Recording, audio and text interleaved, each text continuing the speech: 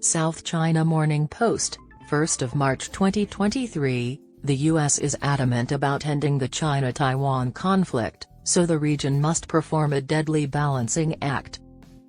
Antony Blinken's most recent assertion about Taiwan is accurate in one way. Any cross-strait crisis is a matter of concern to quite literally the entire globe, according to the U.S. Secretary of State.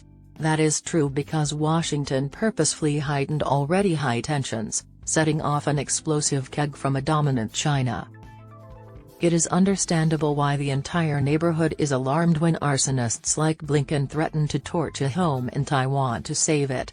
It doesn't help when senior U.S. military figures consistently forecast war with China at any moment now or as late as 2027. It also doesn't help that the United States keeps supplying the island with more weapons to protect itself and is now stepping up its military presence in Taiwan by placing whole troops there. If that isn't instigation for China, I don't know what is. By attempting to achieve a consensus with Beijing over the island, as the US and the mainland have done for the past 40 years, there is a more straightforward and sensible way to reduce tensions with China. But later, the US determines it must openly confront and restrain a hegemonic China on the rise. And what could be more practical than using the Taiwan card? Asia's security and peace be damned. After all, if the entire area burns to the ground, it is not America's neighborhood. It reminds me of something. How many times have we already seen this movie? Why speak when you can draw your weapon? That is democracy done in the American way, standing up for the weak and the oppressed. It is included in its law. According to a Wall Street Journal story, Washington intends to quadruple the number of its military personnel stationed in Taiwan to 200 over the next few months. According to independent reports, Taiwanese soldiers will reportedly be sent to the U.S. for combat training. There weren't meant to be any U.S. troops in Taiwan until recently, and fewer than 20 were reported up until the beginning of 2021. There will be a genuine escalation in the military exchange. These actions typically take place between the armies of two independent nations. While the Joe Biden administration professes to uphold the One China principle, it is evident from its behavior that it does not. Taiwan is a democracy, and China is communist.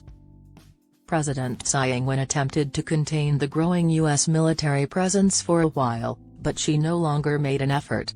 With frequent U.S. naval operations across the strait, Washington continues pushing for more overt and assertive support.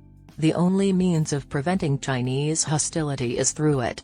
That depends on your point of view. For Beijing, it appears to be an intentional provocation against their plans to annex and rule Taiwan. Taiwan's independence or secession is the only issue over which China will go to war. The U.S. is gambling with the entire region's future for its China containment strategy by playing the Taiwan card to the hilt. With each new provocation, the game gets riskier.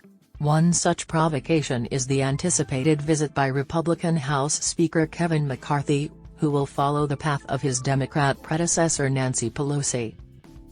The expansion of U.S. forces on the island is not an isolated incident. It is a component of the U.S. militarization of the area, which also includes the reopening of U.S. facilities in the Philippines and the intensification of the so-called chip war with Taiwan, Japan, and South Korea. There will come a time when Beijing will say, enough is enough, and there will be no turning back once you start criticizing every move China makes or might make in the eyes of U.S. generals and hawkish lawmakers.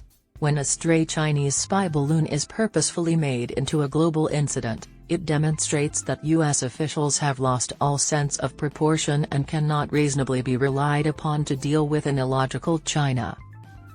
All of the countries in the Asia-Pacific area need to understand that America is dependable, responsible, and prone to defensive war in its neighborhood. Maintaining a delicate balance between the U.S. and China is essential for the region's continued peace, security, and wealth.